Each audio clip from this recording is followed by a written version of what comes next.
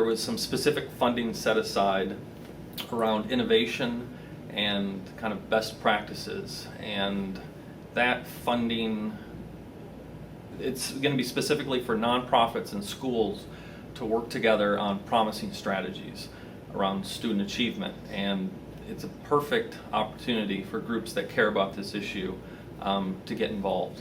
And it looks like, I believe, that the first chunk of that funding will be released this fall. I think it's going to come out in 2 rounds, one in this fall and then one, I think, next spring. What I suggest they do right now is start talking together and start figuring out how are we going to work together, to focus on this issue. And it's got to be, promising strategies that help kids succeed in school. Focus on some of the things related to, truancy and dropout.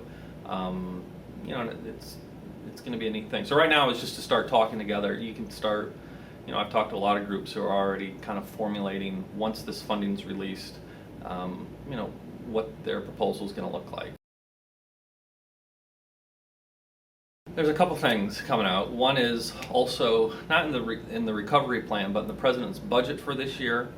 He proposes creating a new $100 million program at Department of Ed focused on climate and culture, which sounds like exactly the type of stuff we're talking about. But there's not a lot of details out yet on that. But Congress, over the next month before the August recess, will be deciding kind of what level that's going to be funded at. So I'm watching that very closely to see. A new $100 million program focused on climate and culture would be a pretty neat thing. So that's one thing. And the second thing relates to just reauthorization of No Child Left Behind, which is Elementary and Secondary Education Act, which will not be called No Child Left Behind anymore. But that will most likely happen next year.